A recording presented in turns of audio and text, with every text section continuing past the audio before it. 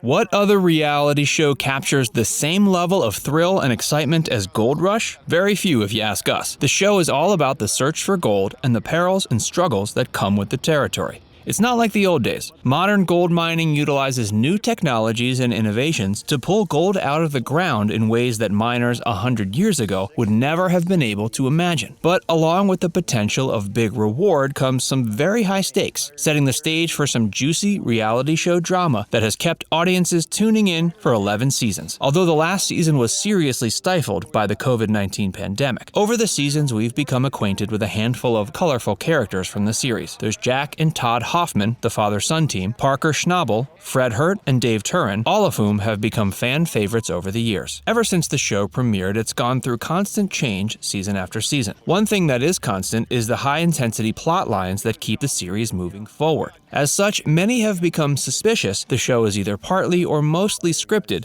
to keep the energy flowing and audiences watching. Stay tuned to find out just how much of Gold Rush is entirely fake. You're gonna be blown away by how much the miners are being paid for each episode. Stay tuned to find out what they're really making. Equipment breakdown and repair. In real-world operations, a mechanical breakdown would take a lengthy amount of time to fix. But in Gold Rush, something like a 150-foot hydraulic line can be repaired in what seems to be a matter of seconds, despite the fact that equipment like that can almost be impossible to find in the Yukon. This kind of television wizardry has led many viewers to raise suspicions that the crew is getting a little bit of a helping hand that typical mining operations wouldn't get. Gold cleanup segments. There's a scene in Season 7 where a crew member picks through the sluice and sets aside the larger nuggets, and then the next scene shows Jack separating out all the finer gold pieces. The final weigh-in is a dismal 3.5 ounces, which would be awful considering how much time and effort, not to mention money, they put into the operation. But they completely disregard the fact that all those precious nuggets were extracted a minute prior. Where do they all go? Breaking the rules. The show paints a picture that the miners don't mind bending or breaking the rules to get their yield, but according to a report by Oregon Live, the producers of Gold Rush apply for all the necessary permits before they set out mining. Not only do they get all their paperwork in order, but they also contact all the state regulators prior to filming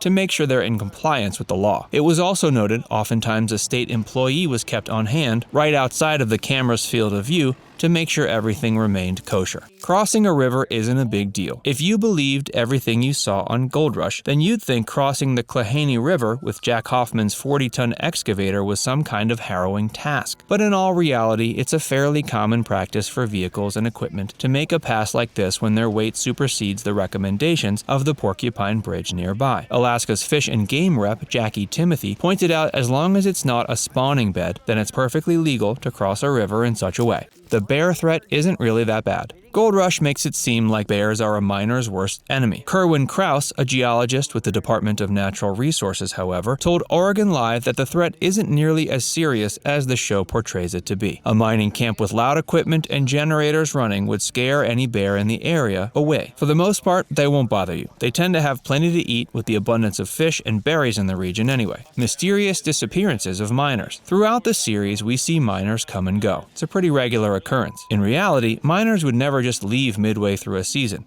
They are subject to contractual employment agreements and would be bound to stay for the entire duration of said contract. It's also fascinating when one of the miners leaves only to wind up on another reality show. If that doesn't raise a red flag, we don't know what would. Todd's crew profiting from mining quickly. The show depicts Todd and his crew as turning a profit every single week, even though he's only mining like 50 to 100 ounces a week. If you factor in the fact that he's running 3 mines with 10 plus employees, operating 3 wash plants, and utilizing several $1 million worth of machinery on lease, then the math doesn't come close to adding up. 50 ounces would only equate to around 65 grand. If you also consider the fact that he's paying 10% for the use of the land, then he's only taking in about $45,000, which wouldn't even cover wages and fuel costs.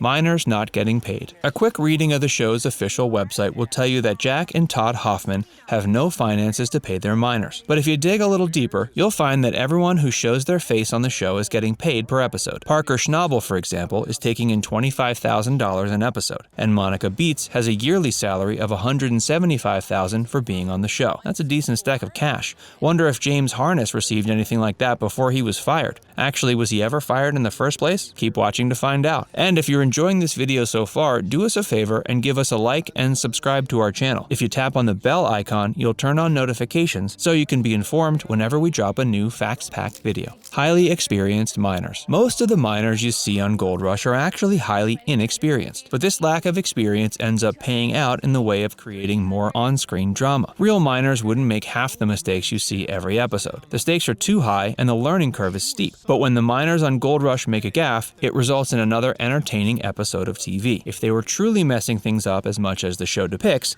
they wouldn't be profiting in the way they are said to. The High Bar Mining Crew. On another episode from Season 7, the team is seen trying to turn on a brand new dredge they purchased for $1 million. It's quickly discovered that the piece of machinery has locks attached to the main power box, preventing its operation. Out of nowhere, a team of workers shows up from the High Bar mine and insists that Hoffman and company hire them immediately or they won't remove the locks off the dredge. So they conned themselves into work, it seems. If that doesn't sound like a fictional ploy to spice up the narrative of a reality TV show, then you've lost your marbles. Todd Hoffman's pricey operation. If you do the math, Hoffman is actually spending about 10 times the amount he's supposedly profiting on his gold for maintaining his mining operation. Even though they only yielded 100 ounces one year, they then go right to work investing hundreds of thousands of dollars into machinery upgrades, hiring new people, buying more trucks and wash plants, digging a pond because they don't have water access, etc., etc. The next thing you know, he's got good ground and making $100,000 bets with some dude a couple thousand miles away, and yet he still can't afford to pay his employees? None of it adds up. Hoffman isn't just a miner. Hoffman loves to portray himself as just a hard-working guy whose sole mission is to make as much money as he can through his mining operations. But according to Variety magazine, Hoffman has set up a production company in LA called Gold Standard Television with the intent of producing shows with, quote, global appeal in a similar manner as Gold Rush. Disagreements and feuding. Throughout the series, you often see miners arguing with each other about one thing or another. Jimmy Dorsey revealed producers actually direct the miners into the situations and that the fights are mostly scripted. The concocted disagreements do escalate into something real from time to time, but it's equivalent to putting two animals into a cage and prodding them until they fight each other. Parker Schnabel isn't really poor. If you take the show at face value, then you'd believe Parker was extremely impoverished and struggling to scrape up the money to cover the essentials. In reality, he has a net worth, as of 2020, of $10 million.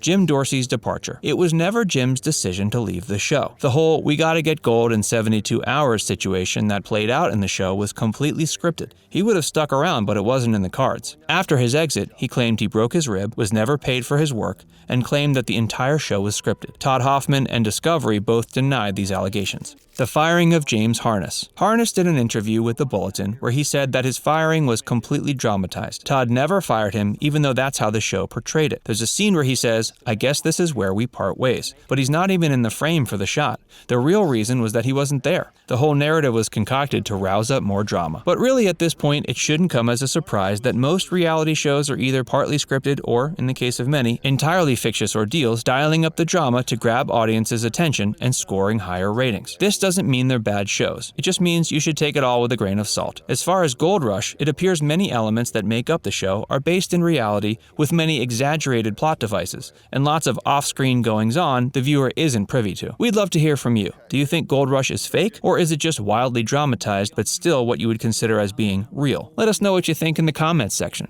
And if you like what you just saw, give this video a like, subscribe to our channel, and turn on notifications by tapping the bell icon so you can keep up with all our latest videos.